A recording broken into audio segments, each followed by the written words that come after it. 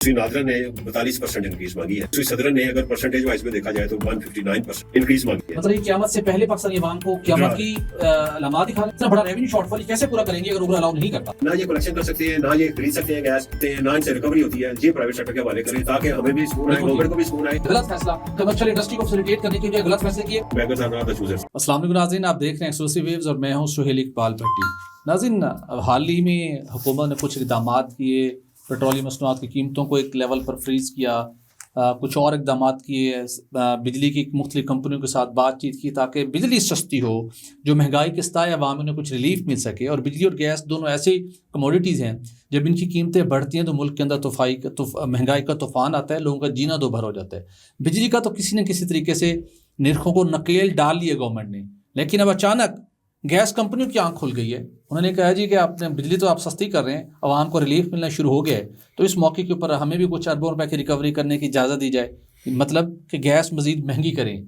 Gas महंगी करने की क्या जस्टिफिकेशन है, क्या उनकी रेवेन्यू रिक्वायरमेंट है, और क्या ये कंपनियाँ अपनी कारकर्दगी को बेहतर बनाकर कुछ अपने अखराजात को, लॉसेस को भी कम करने में कामयाब हुई है या नहीं, इसके ऊपर बात करेंगे। और इसके साथ आपको बताएंगे कि पावर सेक्टर के अंदर जहाँ पर हुकूमत ने IPPs के साथ मुआहदों में तरमीम की, जिसके नतीजे में जो कौमी ख़जाने को आने वाले दिनों में जो मुख्तलिफ पावर प्लांट्स काम कर रहे थे प्राइवेट सेक्टर के 1500 अरब से ज़्यादा फ़ायदा पहुँचेगा। लेकिन सरकारी पावर प्लांट्स भी मौजूद थे, उनके साथ सब बात कर रहे थे कि उनके साथ मुआहदा कब होगा। तो गवर्नमेंट ने यकीन दहानी करवाई थी, टास्क फोर्स ने यकीन दहानी करवाई थी कि ज़रा हम प्राइवेट IPPs मालकान से हम निमट लें, तो फिर सरकारी कंपनियों के मालकान तो अपने अंगूठे के नीचे ही हैं, तो उनको भी अब किस तरीके से कंट्रोल करके उनके मुआहदों में भी तरमीम करने जा रहे हैं, जिसके नतीजे में मुल्क भर के बिजली सार्फिन को अरबों रुपए का रिलीफ मिलने की राह हमवार हो गई है। तो इन टॉपिक्स पर बात करने के लिए मेरे साथ मौजूद हैं one and only green for ever Syed Khalid Mustafa साहब। खालिद साहब, आपका बहुत शुक्रिया। खालिद साहब, अभी ये रिलीफ मिला है और अब अचानक खबर आई है कि गैस कंपनी ने कहा है जी कि गैस टैरिफ को इजाफा किया जाए, हमें एडिशनल रेवेन्यू दरकार है।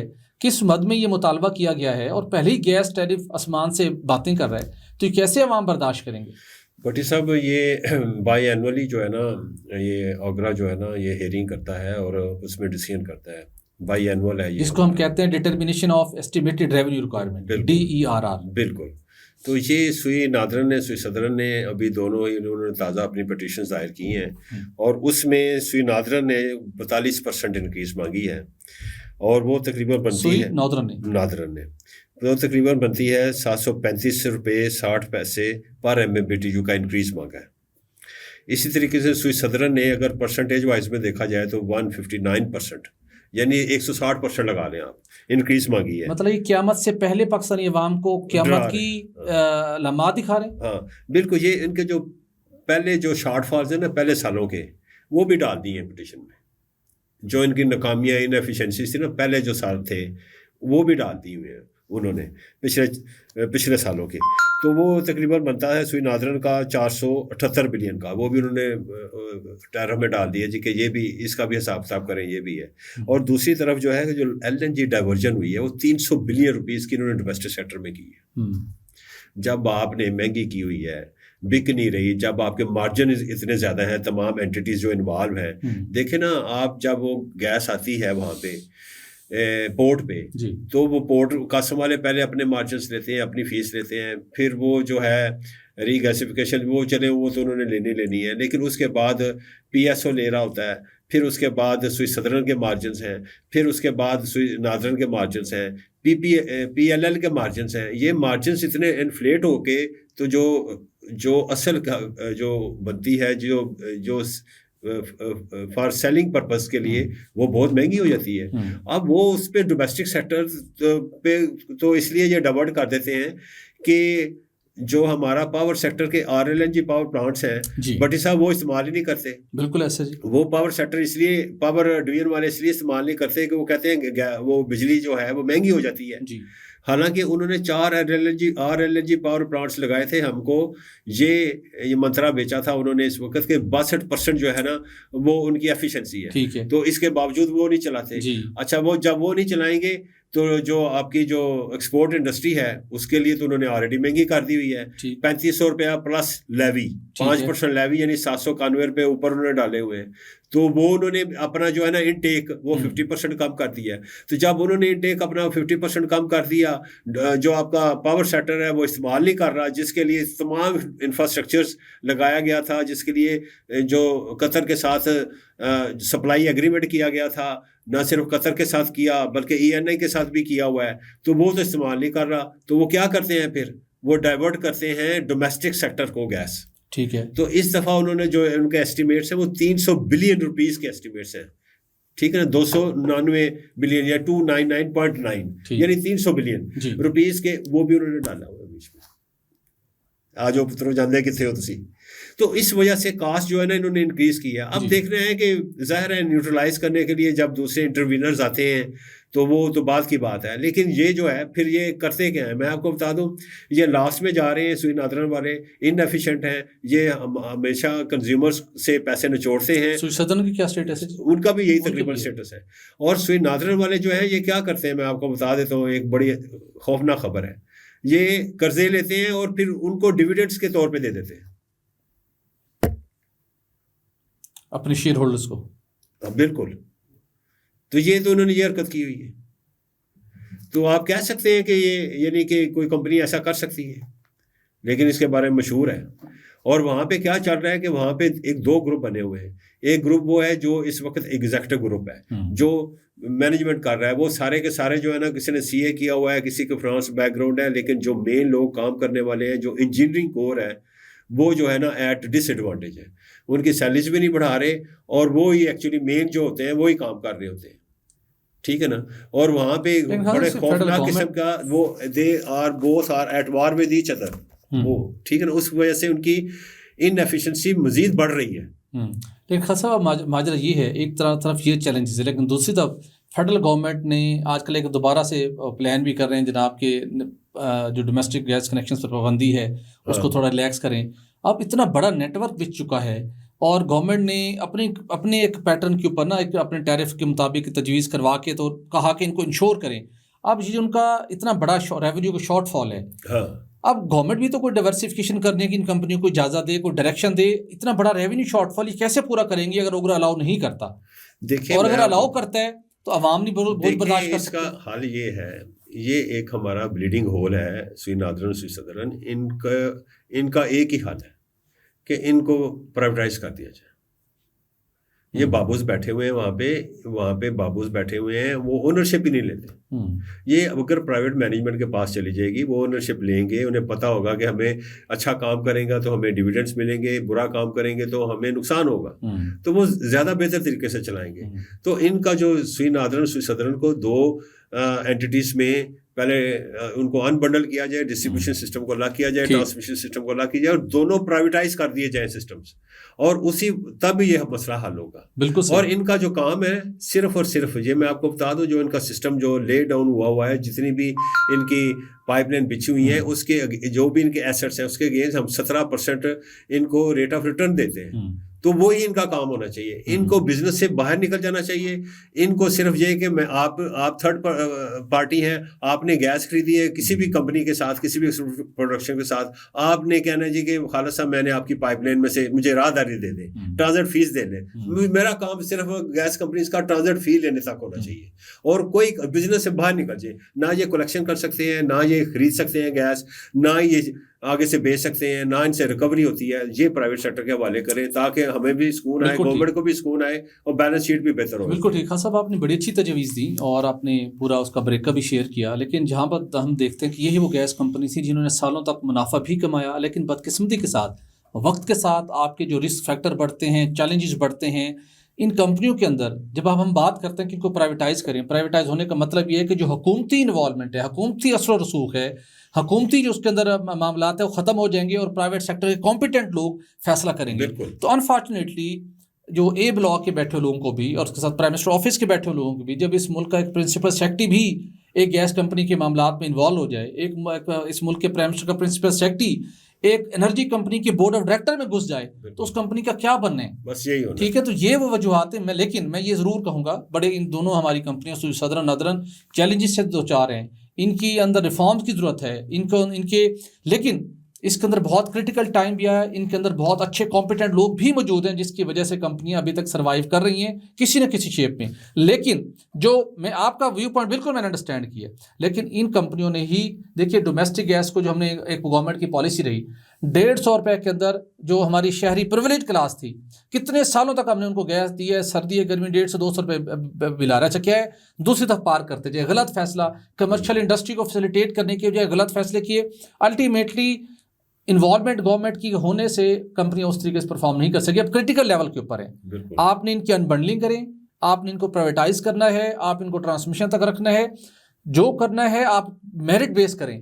और ये जो अपने लोगों के ज़रिए से कंपनियों को जो हमारे यहाँ आते हैं बाबूज वहाँ पे ब्लॉक में बैठ के, वो जब इन कंपनियों को अपनी चॉइस के मुताबिक अपने शॉर्ट टर्म पर्पज़ के लिए करते हैं तो खमियाजा उसका आप और मैं भुगतते हैं। तो खास साहब हम यहाँ पे गैस कंपनियों का एक दुखड़ा बयान कर रहे थे। बिल्कुल।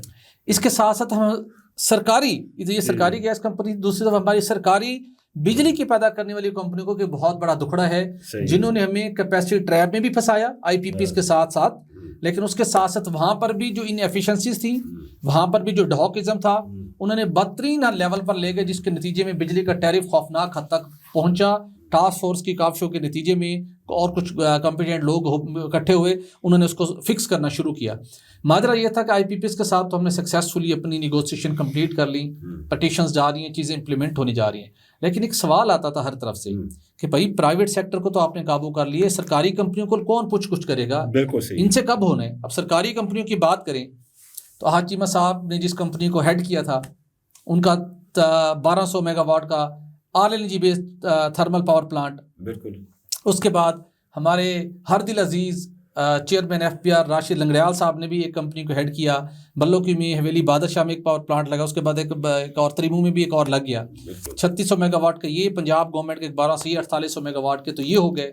उसके साथ साथ अच्छे दिनों के अंदर भी हमारे सरकारी पावर प्लांट्स लगे थे, जो कुछ ज़्यादातर आप बिल्कुल ना एक वो बहुत ही ख़तरनाक लेवल तक जा चुके हैं। वहाँ उनकी जो बुरी हालत है, मुझे कुछ उनको देखने का मौका मिला पीरा गया, मुल्तान में, फैसलाबाद में, जिनको हम जिनकोस बोलते हैं, नॉर्दर्न पावर जनरेशन कंपनी। उसके बाद सेंट्रल पावर जनरेशन कंपनी जो गुद्दू को भी देखती है और बाकी प्लांट्स को। उसके बाद Nandipur power plant, captain Mahmood का शाहकार नंदीपुर पावर प्लांट। पता है आपको कितना एजिटेट हुआ था ये इशू, नंदीपुर वाला जी चला नहीं रहे, ये नहीं कर रहे जी, तो उसको ऑपरेशनल नहीं कर रहे, उस पर पैसे नहीं लगा रहे, फेडरल गवर्नमेंट नहीं लगा रही। उस वक्त पाकिस्तान पीपल्स पार्टी की थी और मुझे पता है डॉक्टर बाबर अवान जो था ना, वो चुप साध रहता था, उस पर बात नहीं करता था।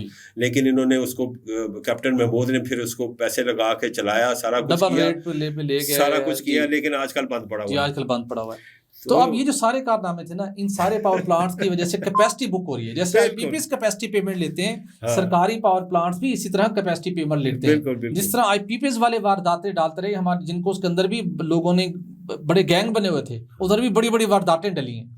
अब अल्टीमेटली गवर्नमेंट ने ये तय कर लिया है, मामला कैबिनेट को भेज दिया गया है, कैबिनेट की अप्रूवल तकरीबन फाइनल स्टेज के ऊपर है कि जो पंजाब का थर्मल पावर प्लांट था, कायद आज़म जो थर्मल पावर प्लांट था, उसके बाद हमारे 3600 मेगावाट के RLNG की 3 फेडरल गवर्नमेंट के पावर प्रोजेक्ट्स, उसके बाद नंदीपुर पावर प्लांट, उसके बाद जो हमारे जिनको northern power generation, central power generation, इनका जो कैपेसिटी पेमेंट का फार्मूला है ना जी, वो तब्दील करने का फैसला कर लिया गया ताकि आवाम को फ़ायदा मिले।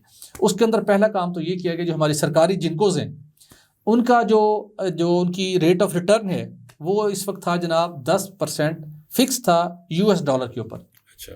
और वो इतना खौफनाक बढ़ चुका है कि वो जब पाक रुपये में ट्रांसलेट करें तो बहुत आगे निकल जाता है। उसको US डॉलर से ख़त्म किया जा रहा है, डीलिंग उसको 13% पाक रुपये में फिक्स, उसके ऊपर कोई इंडेक्सेशन, वो रिटर्न ऑन इक्विटी है 13%। जी मैं यही कह रहा हूँ जी, उनका जो रिटर्न है उनका रिटर्न के ऊपर उसको फिक्स किया जा रहा है। और डॉलर की वैल्यू 168 पे कर दी, वो उसके ऊपर कर दीजिए। वो तो सबके लिए मतलब ये ट्रेड होना है, उसका बड़ा फ़ायदा है। उसको ये करने से कोई इंडेक्सेशन फर्दर नहीं मिलेगी, कोई आप चीज़ उससे वादा नहीं डाल सकते।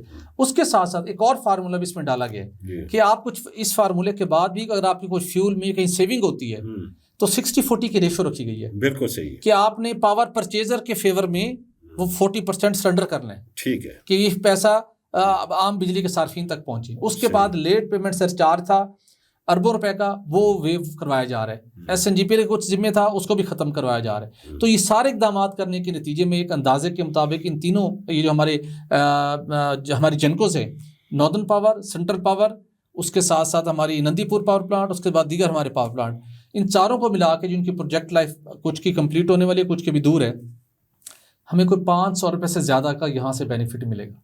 तो इनको चूंकि माहिदों में तरमीम होनी है, अप्रूवल हासिल की जा रही है, माहिदे इनके ऊपर भी दस्तखत होंगे, नए माहिदे होंगे, तो अल्टीमेटली ये बेनिफिट भी आने वाले दिनों में हमारे सार्फिन को मुंतकिल होगा। लेकिन मैं यहाँ पे ऐड करना चाहूँगा आपकी इजाज़त से कि अभी वापडा और नीलम झेलम और जो न्यूक्लियर पावर प्लांट्स हैं, अभी इनसे बात होनी है जी, इनसे भी होनी है, और हमारे हिमालय से ऊपर जिनके साथ हमारी दोस्ती है वो जो है ना, वो तो शायद ना कहीं ना कहीं किसी लेवल लेवल पे हो रही है, लेकिन वो डिपेंड करता है मुख्तलिफ सिचुएशंस पे। लेकिन वहाँ पे भी हो रही है, लेकिन वो हमें किसी और अंदाज में अकोमोडेट करना चाहते हैं, लेकिन बाहर करें तो सही ना जी, जैसे भी करें करना चाहते हैं, लेकिन कान सीधी तरफ से पकड़े, उल्टी साइड से पकड़ लें, कुछ करें तो सही। लेकिन आपको पता है beggars are not the choosers। तो बहरहाल जो बात भी है, लेकिन ये बात अच्छी है कि इस वक्त तक जो है हमें जो गेन्स मिले हैं पावर सेक्टर के हवाले से, वो उसका जो 85% क्रेडिट है वो हमारे जो इकोनॉमिक इंडिकेटर्स बेहतर हुए हैं उस वजह से है, ठीक है ना। और बकिया जो है वो हमारा है टास्क फोर्स की वजह से, और टास्क फोर्स ने वो काम कर दिखाया है कि वो, मैं समझता हूँ कि उसका इम्पैक्ट सिर्फ 1 रुपये 81 पैसे नहीं है, बल्कि उनका जो कैपेसिटी पेमेंट का जो क्वार्टरली टैरिफ एडजस्टमेंट में जो एलिमेंट आता है उस पर भी उनका बड़ा इंपॉर्टेंट रोल है। तो लिहाजा टास्क फोर्स ने जो अपना काम करना था वो कर दिया, लेकिन अब टास्क फोर्स जो है, जैसे आपने फरमाया जेनको के साथ जो हमारे न्यूक्लियर पावर प्लांट्स, वापडा के जितने प्रोजेक्ट्स हैं, अब उनके साथ, क्योंकि उसमें भी मुख्तलिफ किस्म के लैंडर्स हैं, इन्वॉल्व हैं, तो उनके साथ कॉम्प्लिकेटेड इशू है, तो टाइम टेकिंग प्रोसेस है। वहाँ से बहुत अच्छा रिलीफ मिलेगा, बिल्कुल ठीक, वहाँ से भी रिलीफ मिलेगा। और मैं ज़रूर कहना चाहूँगा टास्क फोर्स के अंदर जिन लोगों ने कलीदी किरदार अदा किया, लेफ्टिनेंट जनरल जफर इकबाल हों, मोहम्मद अली साहब हों, नेपरा के लोग हों, SSCP के कुछ लोग हों, इन सब की कुछ लोगों ने बड़ा जिसे कहते हैं ना कि कौमी फरीज़ा समझते हुए ड्यूटी सर अंजाम दी, और जिसके समरात पूरे मुल्क और कौम को अब मिल रहे हैं। तो नाज़रीन, आज के लिए इतना ही। हमारे चैनल को लाइक और सब्सक्राइब करना मत भूलिएगा। अपना रखिएगा ख्याल, हमें दीजिए इजाज़त। अल्लाह हाफिज़।